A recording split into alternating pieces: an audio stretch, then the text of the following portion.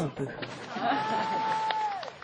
On prend de la hauteur maintenant avec des sauts en parachute, c'est spectaculaire, vous allez le voir. Et Philippe Chorneau entraîne l'équipe de France de parachutisme sous voile à Saint-Denis de l'Hôtel en vue des championnats du monde au Canada en août prochain. Découverte de cette discipline peu connue avec Mélanie Trachler et Julie Rosaire.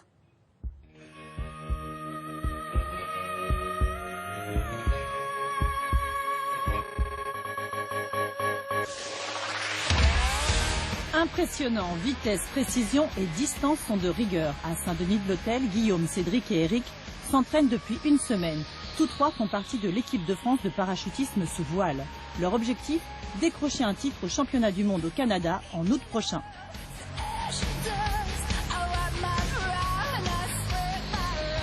On a un virage qui fait 75 degrés et le parcours fait 70 mètres. Il va falloir passer le plus rapidement dedans et arrêter le chronomètre à la porte de sortie.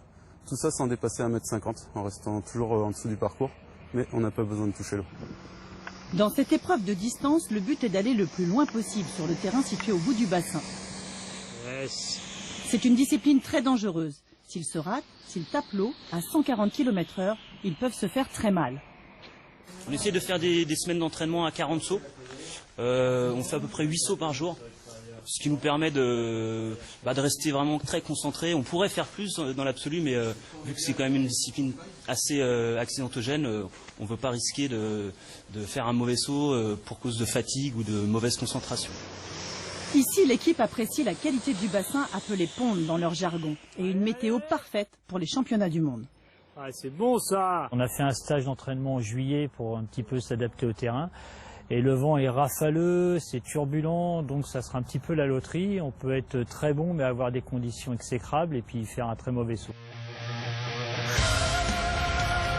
Il y a 2 ans en Floride, l'équipe avait décroché 2 podiums. Cette année, elle compte bien battre les Américains. On continue avec le sport et le Tour de France.